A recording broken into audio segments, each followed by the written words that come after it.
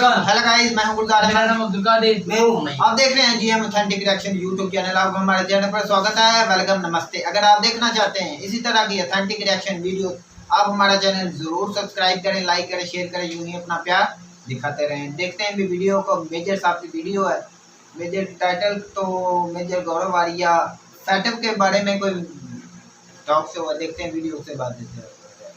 Like करिए, subscribe करिए, bell icon दबाना बिल्कुल मत भूलिए। लेकिन आप चाइना के पाकिस्तान के साथ लेकर काफी बार कहते हैं कि ऐसी दोस्ती है वैसी दोस्ती, जो हमारे यहाँ बोला जाता है आसमान से ऊंची और समंदर से गहरी। तो एक टाइम पे आप लोग भी तो हिंदी चीनी भाई भाई कहते थे, तो अगर हम कह रहे हैं तो क्या बुरा हो गया? नहीं, हम हिंदी चीनी भाई भाई कहते थे नहीं। हिंदी चीनी भाई भाई चीनियों ने कहना शुरू करा था। ये चीनियों ने शुरू करा था और चीनियों ने धोखा दिया हमें, और उसमें कोई पैसे का लेने देना नहीं था। हमने कोई पैसे नहीं लिए थे चाइना से। चाइना की एक नेहरू जी की एक फॉरवर्ड पॉलिसी थी, उस जमाने में एक फॉरवर्ड पॉलिसी थी। 1962 का वॉर था, उसमें हमें काफी कुछ लॉस झेलना पड़ा 1962 के वॉर पे, और ये सब चीजें हुई आरजू जी। तो आपकी बात ठीक है, हिंदी चीनी भाई भाई, लेकिन the fact of the matter is कि हमने उस वक्त भी 1967 में फिर हुआ झड़प। हमने कितने चाइनीज मारे 1967 में, नाथुला एक एरिया है वहां पे। तो अगर आप इसको पूरा देखें तो आपको पता लग जाएगा कि क्या है, कैसा है। You will come to know, आपको पता लग जाएगा। साथ साथ एक चीज और है कि अभी अक्टूबर में जो है वो टीम आ रही है एफएटीएफ वालों की। आपको लगता है कि पाकिस्तान क्लियर कर पाएगा? क्योंकि हाफिज सईद को भी अरेस्ट किया है और कई चीजों के ऊपर काम कर रहे हैं और काफी पॉइंट्स क्लियर भी हैं, लेकिन फिर भी उन्होंने कहा है कि वो पाकिस्तान पे आके ग्राउंड में चेक करेंगे, तभी पाकिस्तान निकल पाएगा। आपको लग रहा है ऐसा हो जाएगा? आरजू जी, दो तीन चीजें। सिर्फ हाफिज सईद को जेल में नहीं डालना, एक पूरा जिहाद का इंफ्रास्ट्रक्चर है। आपको इंफ्रास्ट्रक्चर डिसमेंटल करना पड़ेगा Arzoo ji. You will have to dismantle the entire जिहाद इंफ्रास्ट्रक्चर। एक आपने पूरी जिहाद इकोनॉमी, एक जिहादी सोसाइटी बनाई है, राइट? और एफएटीएफ का सिर्फ इससे नहीं है, तहरीक तालिबान पाकिस्तान, इसका नाम ही तहरीक तालिबान पाकिस्तान है, राइट? क्या Pakistani prime minister, Pakistani army chief FATF को लिख के दे सकते हैं कि लश्कर तैयबा अब है ही नहीं, खत्म हो गई क्योंकि हमने हाफिज सईद को जेल में डाल दिया? आप ये कह सकते हैं कि जैश ए मोहम्मद अभी एक्टिव नहीं है? सब एक्टिव हैं, सब पैसे लेते हैं। मस्जिदों के आगे इनके वो डब्बे लगे रहते हैं जिसके अंदर पैसा पड़ता है। कितने वीडियोस तो मैंने देखे हैं, खुले आम मस्जिदों से बोला जाता है कि अब पैसे दीजिए, ताउन करें अपने भाइयों के साथ जो जिहाद लड़ रहे हैं कश्मीर में, अफगानिस्तान में। एक जिहाद की फैक्ट्री खोल रखी है पाकिस्तान ने। मैं आपसे ये पूछ रहा हूं, चलिए आपने हाफिज सईद को जेल में डाल दिया, वेरी गुड, ठीक है।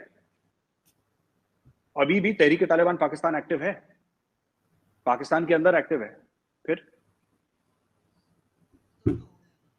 नहीं, तो फिर वो चेक तो कर ही सकते हैं ना। एफएटीएफ वाले अगर आएंगे तो उन्हें पता लग जाएगा अगर वो एक्टिव हैं। लेकिन इसके लिए यहाँ पे जो लोग मौजूद हैं, चाहे वो आर्मी हो या गवर्नमेंट हो, वो कुछ तो कर रहे होंगे, जब तो इतने सादा पॉइंट 26 पॉइंट्स के कितने थे वो क्लियर किए हैं। अगर ऐसा ना होता तो कोई पॉइंट क्लियर ना होता। आरजू जी, आप पॉइंट, मैं कह रहा हूं कि आप 100 में से 100 पॉइंट क्लियर कर लीजिए। Fact of the matter is कि हर रोज टीटीपी वाले आके कत्ल कर रहे हैं पाकिस्तान में, कभी पुलिस वालों को, कभी फौजियों को, कभी सिविलियंस को। ये सही बात है कि नहीं बात है? सही है, ये तो सच है। डॉन न्यूज में रोज आर्टिकल आते हैं, मैं जियो पढ़ता हूँ, जियो में रोज आर्टिकल आते हैं। मेरा ये कहना है, सिर्फ आपको छोटी सी बात ये कहनी है आरजू जी कि आप 26 में से 26 पॉइंट, 27 में से 27, 100 में से 100, जितने मर्जी पॉइंट, ग्राउंड पे हकीकत यह है कि तहरीक तालिबान पाकिस्तान ने पूरे पाकिस्तान में कहर मचा रखा है। पहली बात यह है। दूसरी चीज यह है, अगर आप ग्रे लिस्ट से बाहर भी आ गए, ठीक है ना, अगर आप ग्रे लिस्ट से बाहर भी आ गए तो आपको क्या फायदा होगा? 1/3 मुल्क पानी के नीचे है, इकोनॉमी डूबी हुई है, लोन पे पूरी इकोनॉमी चल रही है, डिप्लोमेटिकली आइसोलेटेड है ना? तो आरजू जी अब बताइए कि पॉलिटिकल इंस्टेबिलिटी जबरदस्त है। इमरान खान रुकने का नाम नहीं ले रहा, वो जलसे पे जलसा कर रहा है, वो डेली जलसा कर रहा है, उसकी जिंदगी जलसा है। तो कहने की बात यह है कि अगर मानिए कि मैं कह रहा हूं चलिए दूर हो गए अक्टूबर में, आप लोग, आप ग्रे लिस्ट से बाहर आ गए, फिर क्या होगा? आपको क्या लगता है कि उससे प्रॉब्लम कम हो जाएगी? प्रॉब्लम तो आपकी उतनी बड़ी है, 3-4 प्रॉब्लम आपकी रहेंगी, और ये बहुत जबरदस्त प्रॉब्लम है 3-4 जो रहेंगी। देखिए, एफएटीएफ से हट गए, माना कि हट गए, मैं कहता हूं हट गए, ठीक है, आपका करीब 10 साल का प्रोजेक्ट है, मिनिमम 10 इयर्स का, और करीब 50 अरब डॉलर से ज्यादा का प्रोजेक्ट है सिर्फ पाकिस्तान को वापस अपने पैरों पर खड़ा करना because of the floods, right? Number 1। ठीक। Number 2, political instability. जब तक खान प्रधानमंत्री नहीं बनेगा ये पीछे पड़े रहेगा, और जिस दिन ये प्रधानमंत्री बन गया फिर ये पाकिस्तान के पीछे पड़ जाएगा। अभी तो ऑपोजिशन के पीछे पड़ा हुआ है। पॉलिटिकल इंस्टेबिलिटी है। कोई इकोनॉमिक रोड मैप नहीं है आरजू जी।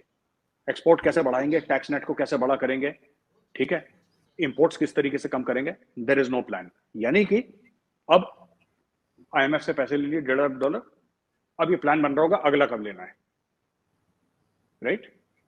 ठीक है। अब आप इसकी सिर्फ इसकी खुशी बनाना कि एफएटीएफ से हम लोग निकल गए, आपके पास 4 समस्याएं और हैं, 4 बहुत बड़ी प्रॉब्लम सर पे खड़ी हैं और एग्जिस्टेंशियल क्राइसिस है पाकिस्तान के लिए।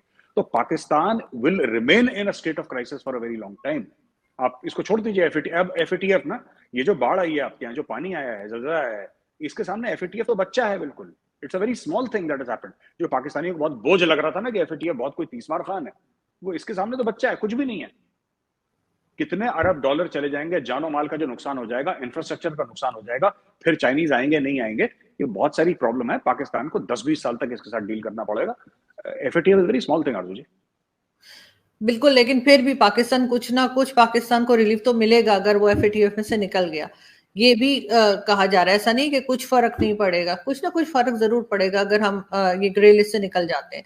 लेकिन साथ साथ मेजर साहब अक्सर ये देखा गया है कि बॉर्डर के पास से, यानी या कश्मीर साइड से आप कह लीजिए, कि लोग भारत में दाखिल होते हैं और उसके बाद कहा जाता है, बल्कि आपके बचपन के दोस्त जो है उन्होंने कहा कि भारत की जो फौज है बहुत निकम्मी है, तो क्योंकि रोक क्यों नहीं पाते। तो आपके ख्याल से क्यों रोक नहीं पाते? अगर यहाँ से कोई वहां जाता है, इतनी फौज जो कहा जाता है खड़ी है, तो वो उसकी क्या वजह हो सकती है कि नहीं हम उस चीज को रोक पा रहे?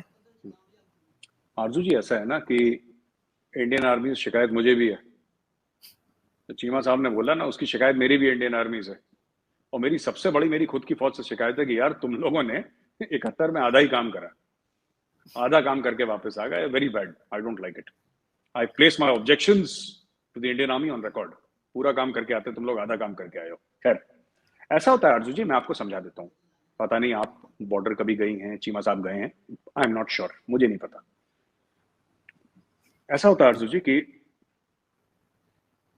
जहां पे फेंसिंग होती है ना, राइट, आपने फेंसिंग करी, आपने बहुत अच्छी फेंसिंग करी, आपने ट्रूप्स लगाए, वहां पे टेरेन ऐसा है कि every inch of the place can not be fenced. वो टेरेन ऐसा है ना, और बहुत खतरनाक टेरेन है वो।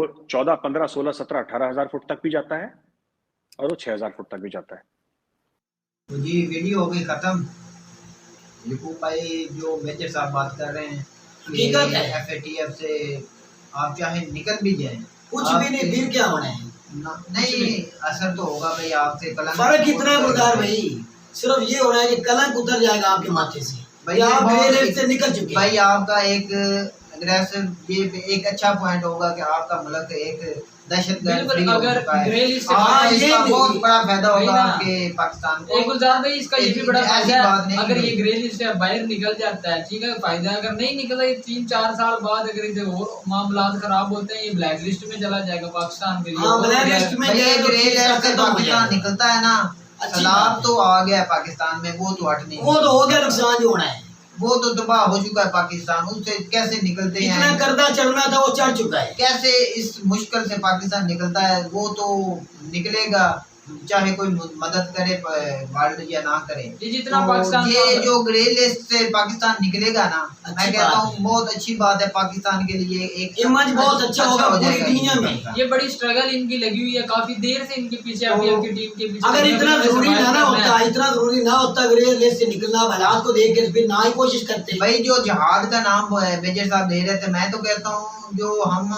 जवानी में हमारे यहाँ इधर जहाद होता था, हमारे हाँ इधर गाँव है, हम उसका नाम नहीं ले सकते, उधर से जाते थे जो जहाद का नाम लेकर, इधर बहुत चंदा लिए करते थे। शहीद उन बंदों को लेके जाते हैं, आजाद कश्मीर की तरफ जाते थे, हम भी मानते हैं भी। तो अब इस वक्त पे कोई भी जहाद का नाम हो निशान इधर वक्त कुछ चाहे चोरी छुपे करता हो, उसका हमें पता नहीं। मुल्ला उमर या आफत शहीद इनके ऊपर क्या तबसरा कादर भाई? आप कहते हैं मुझे मैंने बोलना है तो बोलो, इसके ऊपर मुझे बताओ, इनको सजा होनी चाहिए या नहीं होनी चाहिए? इनने आज तक पाकिस्तान को दिया क्या? जिहाद के नाम पे बदनामी दी है या इज्जत बनाई है? बदनाम भाई मेरी तो बात सुने, बदनाम किया है। मेरी तो बात सुने, हाफिज सईद उन्होंने नजर बंद किया हुआ, जेल में डाला हुआ। नहीं जेल में नहीं गुजार, घर में नजर बंद है। घर बंद है, जेल ही हुई ना भाई। अपने नजर घर बंद के अंदर किसको कहते नजर बंद हैं है। भाई? नजर बंद किसको कहते हैं? घर में नजर बंद जम्मू कश्मीर में जो सारे लीडर हैं, मिल रहा है उसे भाई जम्मू उसका कश्मीर निमिंदे आप भी बलोचिस्तान में काम कर रहे हैं मेरा भाई, ये हकीकत बात है। तू मान या ना मान, दहशतगर्दी फैला रही है। लश्कर तैयबा के बंदे अब भी तेरे मुल्क के अंदर काम कर रहे हैं, तू मान या ना मान, मैं मेजर की बात से एग्री करूंगा। हमारे मुल्क के अंदर इनके बंदे जो बशिंदे बह रहे गुलजार भाई अभी भी नुकसान पहुंचा रहे पाकिस्तान को और इंडिया में भी नुकसान पहुंचाना चाहते हैं। जब तक हम ये बाहर भाई भाई मैं एक बात करना चाहता हूँ, जो पहले खुला हाफिज सईद तकरीर करते थे या एड करते थे या दशा जो हमारे यहाँ जिहाद के नाम पर जाते थे, जो चंदा इकट्ठा करते थे, ऐसी कोई पोजीशन नहीं है हमारे यहाँ इधर पाकिस्तान में। चोरी छुपे करते हैं, ऐसा मुझे ये रोका किस लीडर ने? मुझे ये भी बताते जाए, ये हाफिज सईद को ये फंडिंग या तकरीरों से सबसे रोका किसने? ये इमरान खान साहब ने आन के रोका है। भाई इमरान खान का एक बहुत बड़ा कदम था जो उसने ये हाफिज सईद को भी पाबंदी लगाई थी और काफी उन्होंने इस पर कंट्रोल किया और FATF की उन्होंने कितनी शर्तें मानी थी, बिल्कुल उस पर कंट्रोल भी किया और इसीलिए वो ग्रे लिस्ट थे। ये आज कोई कोशिश हो रही है। और ये मेन चीज जो है स्ट्रगल थी खान साहब की, जो खान साहब ने अच्छा काम किया वो कहते हैं हमने अच्छा काम नहीं गिरवाने की अच्छी जरूरत नहीं कादर भाई। ये देखना ये कि इनकी वजह से मेरा सवाल है आप दोनों भाइयों से, हमें मिला क्या है ये जिहाद के नाम पे? जो जिहाद कर रहे हैं हमें जिल्लत मिली है, पूरी दुनिया में रसवाई मिली बस यही मैं सुनना चाहता कोई था। भी नहीं मिला। भाई हमारे जो पासपोर्ट की इज्जत है ना, वो आपको पता नहीं है कि आखिरी 4 नंबरों में आता है, इसी वजह से कि आपका मुल्क एक दहशतगर्द है। वो इनकी वजह से ही है भाई। तो हमें हमारी जो हुकूमत है उसको सपोर्ट करती है, TDP को अभी सपोर्ट। तो ये अच्छी बात है। नहीं भाई मैं तो इसको कंडेम करता हूँ, मैं तो कहता हूँ TDP को तो ये मैं तुझे भाई सुनना ब्लड से चाहता हूं। मिटाना चाहिए। मैं हर वीडियो में बात करता हूँ, जो TDP से मुआहदा करता है उससे मुआहदा नहीं करना। अब मैं बोलना चाहूंगा आप दोनों जवाब दिए। मैं चाहता हूँ हाफिज सईद, मुल्ला उमर या TTP या लश्कर तैयबा जो भी है, कोई पाकिस्तान सुन के मेरे खिलाफ होता है तो हो जाए। मैं सच बोलूंगा, इन्होंने पाकिस्तान को फायदा नहीं पहुंचाया, पाकिस्तान की इकॉनमी नहीं बढ़ाई, इन्होंने असल जिहाद के नाम को जिहाद नहीं समझा। जो अल्लाह के हुक्म से जिहाद है वो इस तरह की जिहाद नहीं है। इनको सजा होनी चाहिए ताकि दुनिया देखे भी पाकिस्तान एक अच्छा कदम उठाया है। इनको होनी चाहिए तो सजा, दिन दिहाड़े होनी चाहिए। मेरा तो ये सवाल है। तो जो भी दहशतगर्दी फैलाए, जहाँ भी फैलाए, वर्ल्ड में जहाँ भी फैलाए, जिधर भी हम उसको कंडेम करते हैं। हमने उसको साबित हो तो उसको भी सजा मिलनी चाहिए। और एक सवाल और गुजार, एक सवाल और दोनों हमें भी अमन का दर्श देना चाहिए, ये नहीं कि दहशतगर्दी फैलानी चाहिए। एक सवाल है गुजार भाई तुझसे कि जो चीमा साहब का सारा सवाल आरजू कालमी ने किया मेजर साहब से, उसका भी जवाब मुझे देते जाओ कि ये आपकी इतनी बड़ी स्ट्रॉन्ग आर्मी, ज्यादा स्ट्रॉन्ग आर्मी, स्ट्रॉन्ग दिफा होने के बावजूद भी वो कैसे चले जाते हैं पाकिस्तान की तरफ से उधर? या तो उनकी लाइन ऑफ कंट्रोल पर, मेरी तो बात सुने, ये लाइन ऑफ कंट्रोल पर आप कहते हैं कि इधर से गोलियां नहीं मारनी चाहिए। लाइन ऑफ कंट्रोल पे कोई बॉर्डर नहीं है आपका। नहीं पाकिस्तान लाइन ऑफ कंट्रोल से भी जाते हैं, इधर से नहीं जाते। वो इंडिया की हदूद में कैसे चले जाते हैं? भाई वो लाइन ऑफ कंट्रोल आजाद कश्मीर से एंटर होते हैं, उधर कोई बॉर्डर नहीं है, उधर सिर्फ फौजें ही हैं, उधर से जा सकते हैं। कोई यानी कि उधर हमारी भी आर्मी खड़ी है, इंडियन आर्मी इंडियन भी आर्मी में कोई जाल नहीं है, जाल नहीं है, लाइन ऑफ कंट्रोल पर कोई चीज नहीं है। अच्छा तो ये ऐसे पाकिस्तानी जो दहशत फैलाते हैं इंडिया में जाके, मैं तो दहशत, मैं तो मानते नहीं उनको, याद नहीं है, ये बेगारत है भाई। जो पाकिस्तानी आर्मी से मिलके, इंडिया की आर्मी से मिलके फिर इंडिया में जाते हैं, ऐसे ही है ना भाई? ऐसी है फिर पाकिस्तान की आर्मी से फिर मुलव्वस है ना भाई, ये तो यही तासर होता है, इससे तो यही तासर जाता है। कादर भाई आप बताएं। तो इंडियन फौज में बात करता हूँ, इसमें इंडियन की आर्मी मुलव्वस पाई जाती है कि नहीं आता है? भाई मैं तुझसे पूछना चाहूंगा, ये को भाई इंडिया आर्मी सच बोल रहे, सच बोल रहे भाई, इंडिया आर्मी कैसे मुलव्वस हो सकती है? इंडियन आर्मी इसमें मुलव्वस नहीं अभी भी। अच्छा एक मिनट, दोनों कहते हैं पाकिस्तानी मान सकते हैं। अच्छा एक मिनट, दोनों कहते हैं। एक सवाल अब आपका हो गया जवाब, आपने गुलजार जवाब दिया कि उधर बाढ़ कश्मीर में नहीं लगी हुई, सिर्फ आर्मी खड़ी है, ऐसा ही है ना? यही तेरा सवाल है। मैं उधर गया नहीं, मैंने देखा नहीं भाई, हम देखिए ना। अच्छा आपको पास ज्यादा पता होगा, मैं मान सकता हूँ। पाकिस्तानी आर्मी से हमारा एक दहशतगर्द है, वो जिहाद के नाम पे इंडिया में कुछ जुल्म करने जाता है बेगुनाहों पे, हमारी आर्मी उसे जाने की इजाजत दे देती है, ऐसे ही ना तेरा मानना। दूसरी तरफ इंडियन आर्मी खड़ी है, वो इंडियन आर्मी इजाजत कैसे देती है? उसकी इजाजत के बगैर जा सकता है वो? भाई इंडिया जो आर्मी है ना उसको भी सवालिया निशान है पर उस पर भाई। तो यही तो मैं पूछना चाहता हूँ, वो आजाद जम्मू कश्मीर में कैसे इंटर हो सकता है? इंडिया की आर्मी के बगैर वो बॉर्डर पे खड़ी है, उनके पूछे के बगैर, जाने बगैर वो पाकिस्तान तो मान सकते हैं आर्मी ने इजाजत। भाई मेरी तो बात इंडिया की आर्मी के बगैर जो आम आवाम है उधर आजाद कश्मीर में, हाँ उस पर वो पाक फौज में उधर वो जाते होंगे, जैसे भी होंगे वो इंटर हो जाते हैं बेचोरी छुपे। जैसे पाक फौज पर भी इल्जाम नहीं लगाना चाहिए, ना इंडिया फौज पर भी लगाना चाहिए। दोनों आर्मी मेरी नजर में तो दोनों आर्मी मुलव्वस है। फिर तो भाई ये था हमारा पॉइंट ऑफ व्यू, देखते हैं भी ये नहीं होना चाहिए भाई। अगर वीडियो अच्छी लगी तो लाइक कीजिएगा, चैनल सब्सक्राइब कीजिएगा। मिलते हैं वीडियो में, तब तक के लिए अल्लाह हाफिज।